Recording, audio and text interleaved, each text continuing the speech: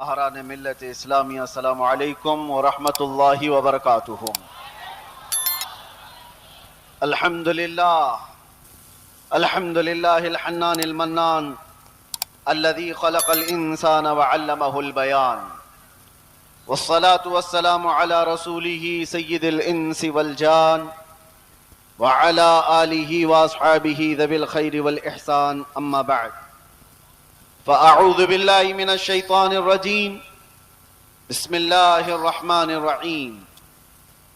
النبي أولى بالمؤمنين من أنفسهم، صدق الله مولانا العظيم۔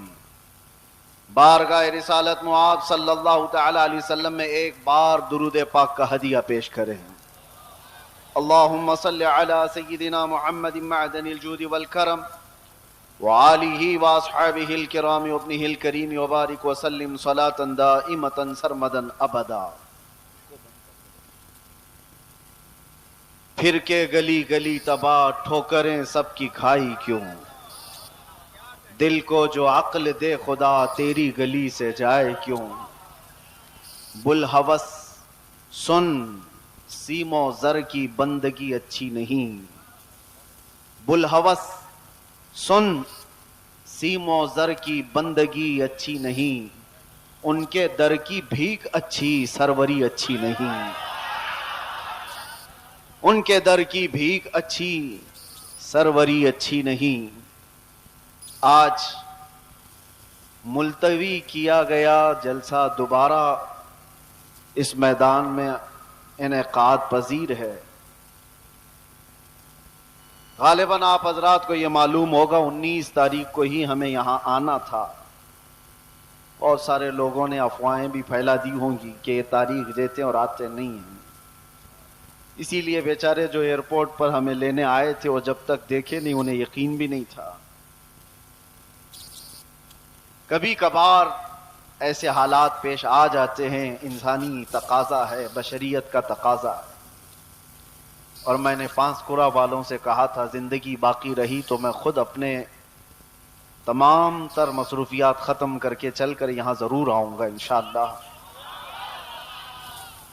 اور ان لوگوں کی محبت مجھے پتا ہے، چھوٹی جگہ سے لے کر آج ایک بڑے میدان میں آپ تبدیل ہو کر نظر آ رہے ہیں۔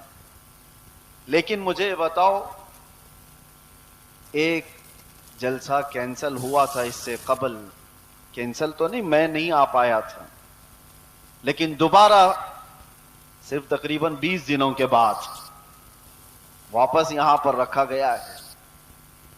کیا اس میں کسی چیز کی کوئی کمی آپ کو محسوس ہو رہی ہے؟ نہیں ہوگی، اور انشاءاللہ نہیں ہوگی، بلکہ میں تو یہ سمجھتا ہوں کہ روز بھی ہم میرے مصطفیٰ کی بات کریں تو کوئی کمی نہیں آئے گی۔ یہ دیوانوں کا ہجوم پیسوں کے لیے تھوڑی نہ آتا ہے، وہ نیتاؤں کا جلسہ نہیں ہے، یہ 500 کے نوٹوں پر جمع کر لیا جائے۔ یہ وہ مجمع ہے جو رات کے 12 بجے بھی اپنی گردنیں حضور کے لیے دینے کو تیار ہے۔ یہ نبی پاک صلی اللہ علیہ وسلم کے عاشقوں کا ہجوم ہے، جس کے لیے ہر وقت برابر کا ہوتا ہے، ہر وقت برابر کا ہوتا ہے۔ لوگ مجھ سے اکثر یہ کہا کرتے ہیں کہ رات کے 12 بج گئے پبلک ختم ہو جائے گی، 2 بج گئے پبلک ختم ہو جائے گی، لیکن ہم نے دیکھا جس وقت جاتے ہیں سب بھرا مجمع اسی طرح ہے۔ میرے عزیزو، یہ مجھے نہیں، یہ میرے مصطفیٰ کو سننے کے لیے آتے ہیں۔ یہ نبی پاک صلی اللہ تعالی علیہ وسلم کی محبت کی برکت ہے، اور اللہ تبارک و تعالی جب چاہتا ہے ہجوم کے دلوں کو ایک طرف متوجہ فرماتا ہے، رب تبارک و تعالی کی نعمتوں میں سے ہے۔ اور ایک بات میں آپ کو بتا دوں، بہت دیر سے آپ کے اس منبر پر بیٹھے تھے تو ہم دیکھ رہے ہیں کچھ چیزیں ہمیں نظر آئی، اس پر میں آپ کو عرض کرتا ہوں۔ لوگ یہ کہتے ہیں کہ اتنی ساری چیزیں آپ نے دیکھی، مصیبتیں، پھر بھی اسی طرح سے بولتے ہو، پھر وہی انداز کے ساتھ چلتے ہو۔ ڈرنا تو چاہیے کہ حالات کیسے ہیں، سارے حالات کو دیکھو اور پھر ڈر کر کے آپ اپنے اعتبار سے مصلحت کا راستہ اختیار کرو۔ میرے عزیزو، مصلحت اور حکمت کس کو کہتے ہیں؟ اگر نبی پاک صلی اللہ تعالی علیہ وسلم کی عزت پر بات کرنے کو خاموشی اختیار کرنے کو مصلحت اور حکمت کہتے ہیں تو ایسی مصلحتوں کو ہم لات مارتے ہیں. یہی مصلحت نہیں ہے. اس کو بزدلی کہا جاتا ہے, مداہنت کہا جاتا ہے, نفس پرستی کہا جاتا ہے. اور اگر دنیا اس کو جرم کہتی ہے تو یہ جرم ہم ہر بار کریں گے, 100 بار کریں گے. اپنے مصطفیٰ کریم صلی اللہ تعالی علیہ وسلم سے محبت کا اظہار جرم اگر کسی کو لگتا ہے تو یہ جرم تو ہم شوق سے کریں گے. یہ کسی کو لگتا ہو تو ویسے تو حقیقت میں جرم ہے. لیکن دنیا نے آج دیکھا ہے کچھ وہ لوگ بھی ہیں جن کو آج ایسے کیڑے کاٹے ہوئے ہیں کہ ہم اپنے نبی سے محبت کا اظہار کریں تو بھی جرم لگتا ہے. اگر ان کو یہ جرم نہ لگتا تو آئی لو محمد کہنے پر کسی کو کیس نہیں کرتے. جرم تمہیں لگتا ہے. تم نے تو شاید 4-5 لوگوں کو یہ کہتے ہوئے سنا ہوگا, بند کر دیا ہوگا, مجمع میں آؤ, ہر بچہ یہی کہہ رہا ہوگا, بلکہ موت تک تو ہم یہی کہتے رہیں گے. یہ ہمارا ایمان ہے.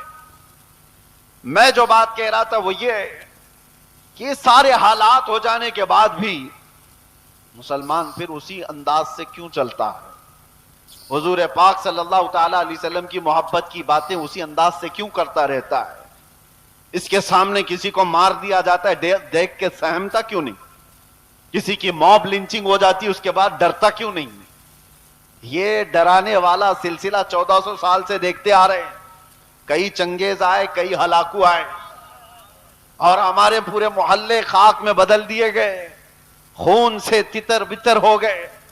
لیکن جوش جو روحانی ہے وہ اسی انداز سے باقی رہا. اس کی وجہ کیا ہے جانتے ہو؟ وہی میں کہنے جا رہا ہوں. ہم یہاں بیٹھے ہوئے تھے, چھوٹے چھوٹے پتنگے آ رہے ہیں اور گر رہے ہیں. کس کے پاس آتے ہیں یہ چھوٹے چھوٹے کیڑے لائٹ کے اطراف جو گھومتے رہتے ہیں, ان کو کیا کہتے ہیں آپ کو پتا ہے؟ ان کو پروانہ کہتے ہیں. ان کو پروانہ کہتے ہیں. یہ لائٹ کے ارد گرد آتے ہیں, گھومتے ہیں, اپنی جان دے دیتے ہیں. جبکہ ان کیڑوں کو, ان پتنگوں کو معلوم ہے کہ انجام کیا ہے. اپنے بھائی کو مرتا ہوا بھی دیکھتے ہیں. کتنے کیڑے تو ان کے پہلے مر چکے ہوتے, پھر بھی یہ گھوم رہے ہوتے ہیں. وجہ یہ ہے کہ پروانہ شمع کے گرد گھومنے کے لیے ہی پیدا ہوا ہے, اور ہم پروانہ محمد ہیں. ایک کے مر جانے کے بعد ہمارا خاموش ہونا مزاج ہے ہی نہیں. ہم آئے ہی یہاں ہیں محمد عربی پر مرنے کے لیے. اسی لیے تو ہمارے بزرگوں نے ہمیں یہ سکھایا ہے, یا رسول اللہ تو شمع رسالت ہے, عالم تیرا پروانہ, تو ماہ نبوت ہے, اے جلوے جانانا. پیتے ہیں تیرے در کا, کھاتے ہیں تیرے در کا, دانا پانی ہے تیرا پانی, دانا ہے تیرا دانا. یہ ایک جان کیا ہے اگر ہو کروڑوں, تیرے نام پہ سب کو وارا کروں میں, کروں تیرے نام پہ جاں فدا. نہ بس ایک جاں 2 جہاں فدا, ارے 2 جہاں سے بھی نہیں جی بھرا, کروں کیا کروڑوں جہاں نہیں. لہذا یہ چیز ختم ہونے والی نہیں ہے. اسی لیے شاعر نے بہت پہلے یہ کہا تھا کہ لوگوں نے یہ دنیا میں دیکھا ہے, سب سے عظیم ہستی میرے مصطفیٰ کریم صلی اللہ علیہ وسلم کے خاندان کی, خاندان مصطفیٰ کا چشم و چراغ, جو کربلا میں پیاسا شہید کیا گیا, بچوں سمیت قتل کر دیا گیا. اس حسین اعظم کا اس وقت جو مقام تھا, ان کے مقام کو کوئی نہیں پہنچ سکتا تھا. اس عظیم ہستی کو شہید کر کے کیا اس دین کے دھارے کو روک دیا گیا؟ کیا دین اسلام کا دھارا رک گیا, ختم ہو گیا؟ نہیں ہوا. اس کے بعد بہت ساری عظیم ہستیاں آئیں جو راہ خدا میں شہید ہوتی چلی گئیں. ہندوستان کی سرزمین بھی اس سے لال ہوئی ہے. یہاں اس کفایت علی کافی کی آواز گونجتی رہے گی, اور ہر آنے والا عالم تمہیں سناتا رہے گا 3000 کتوں نے ایک عالم دین کو گرفتار کیا تھا. انگریزوں کی بات کر رہا ہوں. پھر یہاں پر آ کر کے پھر مجھے لے جائیں کہیں کتا ان کو کہہ دیا. جو جس کو سمجھے, جو جس کو سمجھے. انگریزوں کو تو کہہ سکتے ہیں نا. جس کے اندر میرے عزیزوں یہ بزدلی کی کیفیت تھی, اور کفایت علی کافی کو گرفتار کر کے سولی پر چڑھایا گیا تھا. جرم کیا تھا؟ عشق مصطفیٰ میں بولتا تھا, محمد عربی صلی اللہ علیہ وسلم کا دیوانہ بناتا تھا لوگوں کو، اور کسی طرح کی فساد، کسی طرح کے فتنے اور فساد کو اپنی زمین پر برداشت نہیں کر پایا تو سولی پر چڑھا دیا گیا ایک عالم دین کو، اور عام عالم دین نہیں، جس کی عزت، جس کا احترام امام اہل سنت فاضل بریلوی کیا کرتے۔ لیکن میرے عزیزو، پھانسی پر انگریز چڑھا رہے تھے، مجمع دیکھ رہا تھا، تب بھی کفایت علی کافی کے پیشانیوں پر کوئی شکن نہیں، کوئی فکر نہیں، نہ جسم کے اندر کوئی کپ کپی، خوف و ہراس، بلکہ پھندے پر چڑھنے سے پہلے یوں کہا تھا، کوئی گل باقی رہے گا نہ چمن رہ جائے گا، پر رسول اللہ کا دین حسن رہ جائے گا، سب فنا ہو جائیں گے کافی وہ، لیکن حشر تک نام حضرت کا زبانوں پر چلن رہ جائے گا۔ کیا کیا؟ انگریزوں نے 8 دن تک جشن منایا تھا، کفایت علی کافی کو ہم نے پھانسی پر چڑھا دیا۔ پھانسی پر چڑھانے سے پہلے 8 دن تک کفایت علی کافی کے جسم پر گرم استری پھیرتے تھے، اور جب زخم ہوتا تھا تو اس پر نمک چھڑکتے تھے۔ اس عالم دین کو انہوں نے بہت آزمائشوں میں مبتلا کیا، لیکن وہ ٹس سے مس نہیں ہوا۔ شہید ہونے کے بعد 8 دن تک تو جشن مناتے رہے، یہ سوچتے ہوئے کہ اب جگانے والا ختم ہو گیا، ایک ایسا جو بولنے والا تھا بند ہو گیا۔ ان ظالموں کو خدا کا یہ دستور نہیں معلوم، مراد آباد شہر میں انہوں نے کفایت علی کافی کو پھانسی پر چڑھایا تھا، اور وہی زمانہ ہے 100 کلومیٹر دور بریلی میں اللہ تعالیٰ امام احمد رضا کو پیدا کر رہا ہے۔ اور وہ امام احمد رضا جب جوانی میں تشریف لائے تو پھر پوری قوم کی گتھیوں میں عشق مصطفیٰ پلا دیا، ہر جگہ سے آواز آنے لگی، ہر جگہ سے آواز آنے لگی، سب سے اعلیٰ و اولا ہمارا نبی، سب سے بالا و بالا ہمارا نبی۔ بچے بچے کی زبانوں پر عشق مصطفیٰ صلی اللہ تعالی علیہ وسلم کی صدائیں گونجنے لگی۔ میں مثال اس لیے عرض کر رہا ہوں، سارے مل کر کے ان چراغوں کو بند کرنے کی کوشش کرتے رہیں گے تب بھی یہ ممکن نہیں۔ میرا رب قرآن میں فرماتا ہے، یہ اپنے منہ کے پھونکوں سے اللہ کے چراغ کو بجھانا چاہتے ہیں، اور اللہ صبح قیامت تک اپنے چراغ کو روشن رکھے گا۔ ایک تم بند کرو گے، رب تعالیٰ دوسرا پیدا فرمائے گا، دوسرا پیدا ہوگا۔ اسی لیے ہمیں اپنی فکر نہیں ہے، ہم نے جو جینا تھا وہ جی لیا ہے۔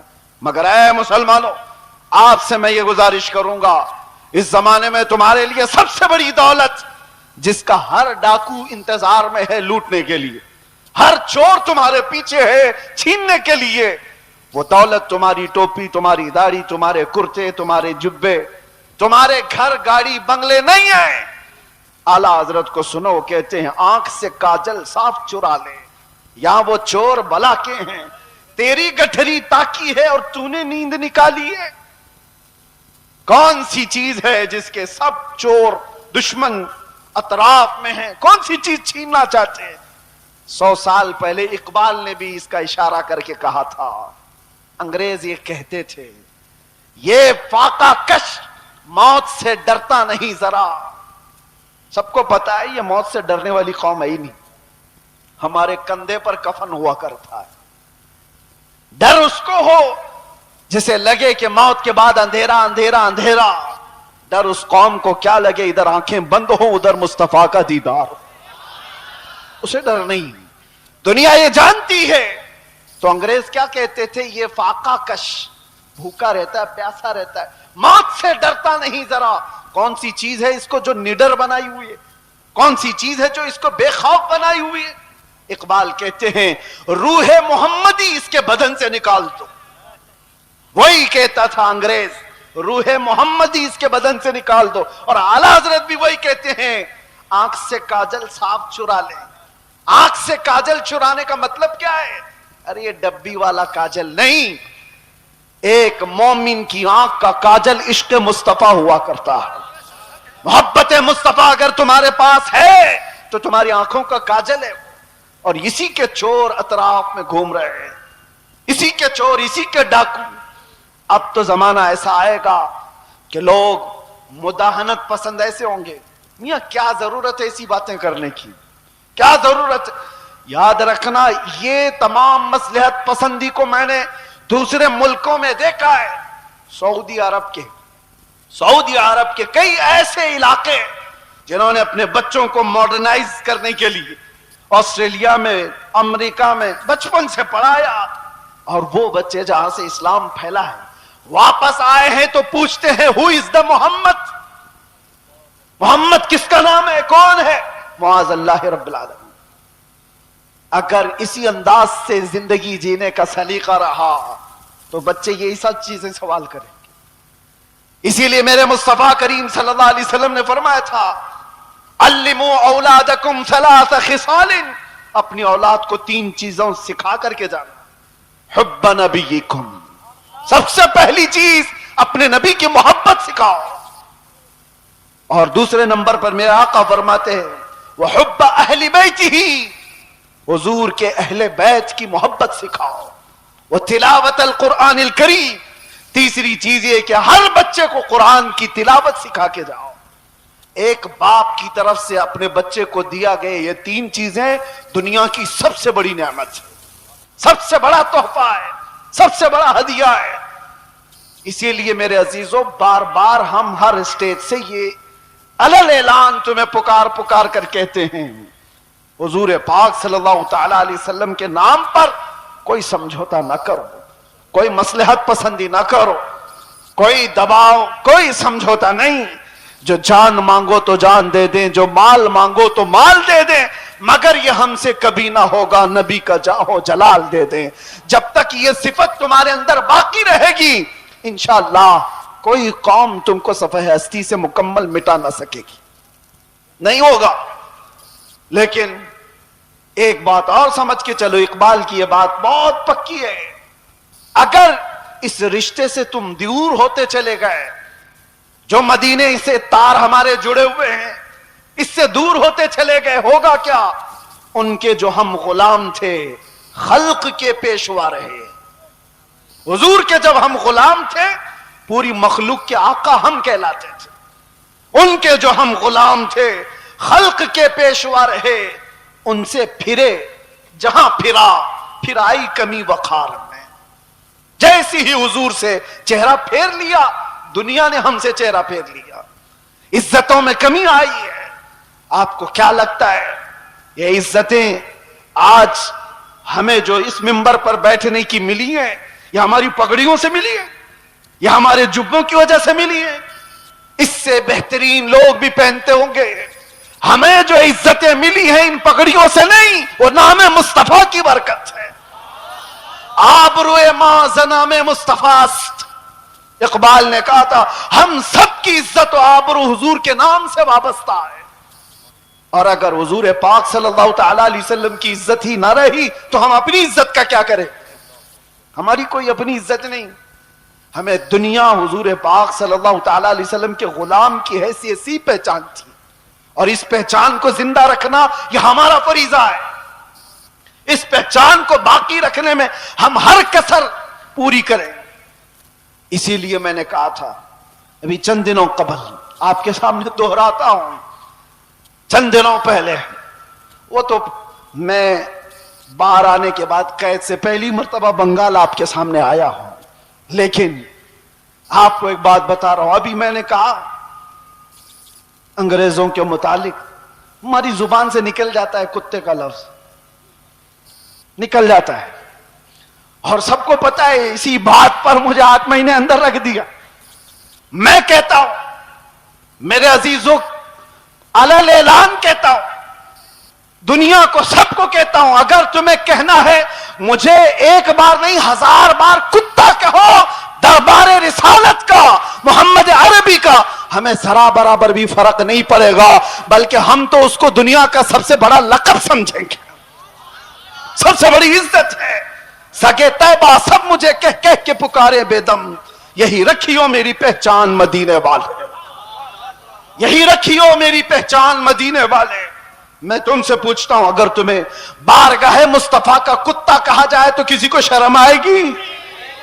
کسی کو عیب لگے گا؟ وجہ یہ ہے کہ ہم ان نسبتوں پہ فخر کرتے ہیں۔ میں ان سے کہتا ہوں تمہیں اگر اس بات پر شرم آتی ہے تو ایسی نسبتوں کو چھوڑو۔ جن کو یہ لگتا ہے عیب لگتا ہے وہ ان نسبتوں کو چھوڑیں. آئیں جہاں پر بندہ حضور کے دربار میں اپنے آپ کو کتا بھی کہتا ہے تو اسے فخر محسوس ہوتا ہے. لیکن اس کا مطلب یہ نہیں. ہم نے بارگاہ مصطفیٰ میں اپنی نسبتیں خاکستر ہونے کے انداز سے پیش تو کی, مگر میرے مصطفیٰ کی غیرت دیکھو. رسول پاک صلی اللہ علیہ وسلم نے ہمیں مجمع میں کتے کی حیثیت سے نہیں پیش کیا, جس مجمع میں گئے شیر کی حیثیت سے پیش فرمایا. یہ صرف ہمارے لیے نہیں ہے, جو بھی